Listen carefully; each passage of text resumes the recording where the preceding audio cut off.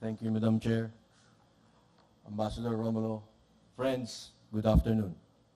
It is my honor to be part of this panel of local and international experts talking about a very timely and relevant topic, seismic risk.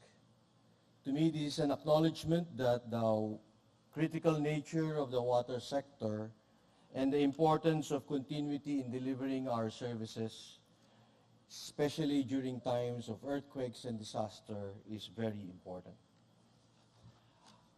For those who do not know, Maynilad is the water concessionaire for the west zone of Metro Manila, and we supply water and wastewater services to 17 cities and municipalities in Metro Manila.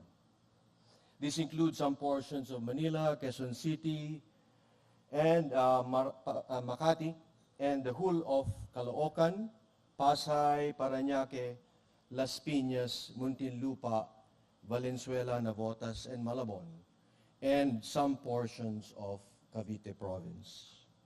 In terms of customer base, Maynilad is the largest water concessionaire in the country. We produce 2,650 million liters of potable water per day, serving 9.5 million customers. So in keeping with the topic, which is reducing risk, I'd like to talk about what Maynilad has done and is currently doing to reduce the risk of earthquakes and similar calamities disrupting our operations. Hopefully you will be able to relate some of what we're doing that are implementing already what the ideas of some of our previous speakers have shared with us this morning. Our intervention has been focused on three areas: structures, processes, and people. When Maynilad new owners took over the concession in 2007, we inherited decades-old of facilities all over the West Zone. For example, our La Mesa treatment plants 1 and 2 were built in the 80s and the 90s respectively. In the course of our 11 years of operation, we have built new facilities that comply already to the current standards of seismic safety. Of course, we do recognize that the risk that earthquakes pose on our older facilities, especially those that are near the West Valley fault system. In 2015, we put together what we call the Seismic Risk Management Strategy, or SRMS. The objective is to provide a comprehensive seismic risk evaluation of our water supply, water and wastewater treatment, and our water distribution lines. It lays down a systematic assessment process for identifying at-risk facilities, as well as exploring appropriate measures for rehabilitation and or retrofitting. In 2017, we completed the first stage of this process, which was the pre-screening of the structures using the Rapid Visual Screening, or RVS. The RVS system is a mapping tool used by PHIVOLCS to visually assess risk levels. It involves using a scoring system to find out if a structure will be safe in the event of an earthquake. The indicators range from 1, presence of cracks or other signs of deterioration, 2, the date wherein the structure was built, which also tells us which building code was utilized. Number 3, the type of soil on which it was built. Data is correlated with the probabilistic seismic hazard assessment, or what we call PSHA. This is another tool that helps us pinpoint specific ground motions, allowing us to arrive at the maximum credible earthquake that could affect any particular structure. By maximum credible earthquake, we mean an earthquake that has 2% probability of happening in 50 years and a recurrence period of 2,500 years. These thresholds are way above those set in the National Structural Code of the Philippines, which only requires structures to anticipate earthquakes with a 10% probability of happening in 50 years with a recurrence period of 475 years. This is how we seriously address our seismic risk. Using the data from RVS and PSHA, we have classified our structures into priorities. Structures under priority 1 are those that were rated way below the passing rate of 2 and urgently require a more detailed assessment. Priority 2 are those structures which scores were nearer the passing rate but are not vital to our standard processes. Priority 3 are those facilities that nearly passed and are considered not vital to our operations. So the result was an eye-opener for us. We found out that 86% of our pumping stations and booster pumps were at risk and needed structural evaluation. In 2018, we allotted resources for further assessment as well as for structural and architectural upgrading of at-risk pumping stations and boosters. A key result of this exercise is that our La Mesa treatment plants 1 and 2 are currently undergoing rehabilitation and retrofitting. In fact, we have allocated 8.1 billion pesos for these 2 projects for full completion by 2021. By the way, after the earthquake last Monday, our safety and security team visually inspected our facilities, and they were rated okay.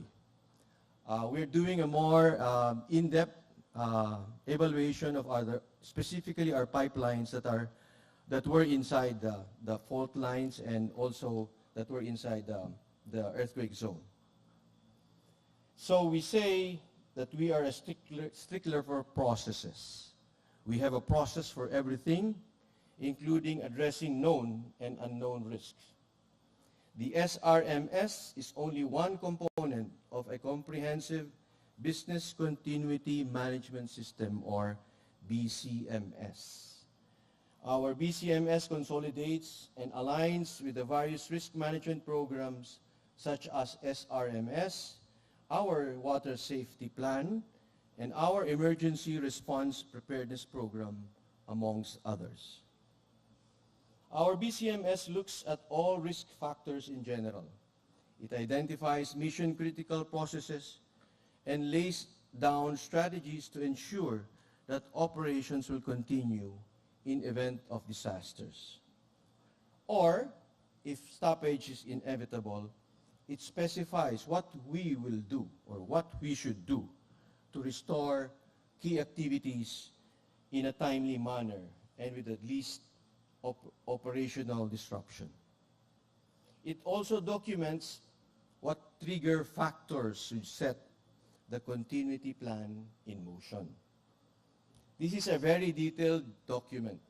For example, it specifies how much raw materials we have to put and keep in stock at all times. Our chemical treatment, chemicals for treatment, and our other pipe fittings that are very critical in operations are checked and in stock at all times. So we are also identified sites wherein we will use as evacuation centers for our employees. We have also identified specific operators that will go into our plants in cases of emergencies.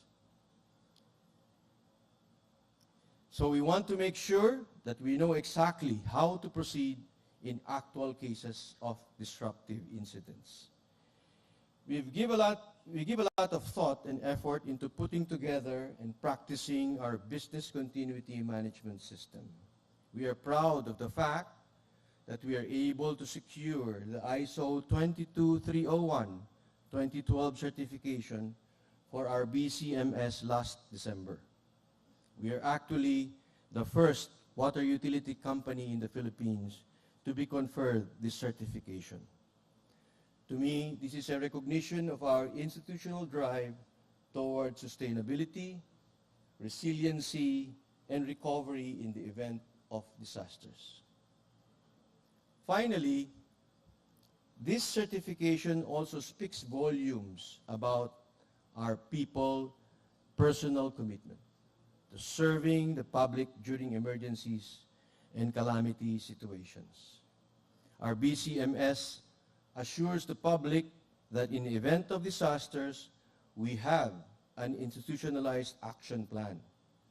We are also logistically prepared to mitigate the impact of a calamity on the lives of our customers. Our people are prepared to do what it takes to make this happen. I think more than structures and flowcharts, this commitment rests on and will be driven by the passion of our people. Plans are only good when you have people who will report for work despite threats to their own safety. In Maynilad, we have devoted individuals who understand their crucial role and who are willing to serve people within and outside the West Zone, sometimes even putting their own lives at risk. You will find them deployed all over the country to bring potable water to disaster-stricken areas.